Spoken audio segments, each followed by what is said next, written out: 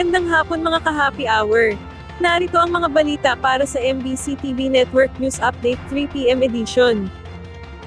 VP Sara itinanggi ang umano'y Save the Queen plot para maging sunod na Pangulo. Itinanggi ni Vice President Sara Duterte ang umano'y political plot na tinawag na Save the Queen para gawin siyang sunod na Pangulo ng Pilipinas. Sa isang press briefing sa Bacolod City, ipinaliwanag ng Vice Presidente na wala umanong operator na ipapangalan ang kanyang operasyon sa kung ano ang kanyang layunin. Ginawa ni VP Sara Duterte ang paglilinaw ng matanong ang ikalawang Pangulo kung dadalo siya sa sunod na pagdinig ng House Quad Committee sa November 15 sakaling imbitahan siya.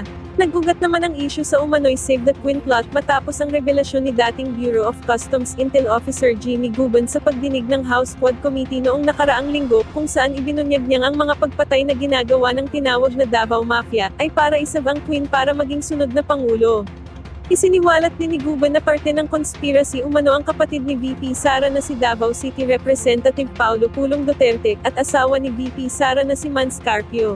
Bagamat hindi naman partikular na pinangalanan ni Guban ang kanyang tinutukoy sa kanyang statement sa mga naunang pagdinig ng komite hinggil sa Save the Queen plot na si Saini Zambales Representative J. Kong Hun kung ang mga Duterte ang kanyang pinatutungkulan dahil kailangan paaniyan niyang ayusin ang kanyang affidavit at dahil seguridad ng kanyang pamilya ang nakataya dito. Sa iba pang balita, presyo ng manok at itlog tumaas. Tumaas ang presyo ng manok at itlog sa mga palengke base sa monitoring ng Department of Agriculture. Ito ay kahit pa ibinaba na ng poultry raiser ang farm gate price ng naturang poultry products. Sa kabila nito, tiniyak naman ni Agriculture Spokesperson Assistant Secretary Arnel de Mesa na pagtutuunan nila ito ng pansin lalo na't ang mga naturang produkto ay bahagi ng commodities na madalas bilhin ng mga mamimili. Sa naging panayam naman sa mga nagtitinda ng manok at itlog sa Paco Market sa lungsod ng Maynila, ipinaliwanag nila ang dahilan ng mataas na presyo ng mga naturang produkto. Base naman sa datos mula sa D8 nasa 80 pesos kada kilo na lang ang farm gate price ng mga manok pero pagdating sa mga palengke ay umaabot na sa 220 pesos per kilo. Samantala, sa itlog naman ay bumaba na ng 50 centavo ang mga itlog pero nananatili pa rin sa 8 hanggang 9 pesos ang bentahan nito sa mga pamilihan.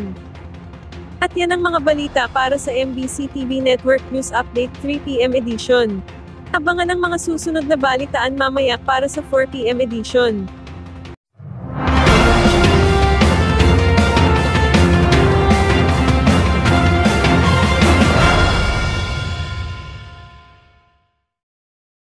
Mga ka-happy hour, kung gusto mong manood ang mga balita sa MBC TV Network News Update, mag-subscribe sa aming YouTube channel, i-like ang aming Facebook page, at i-follow sa aming TikTok account.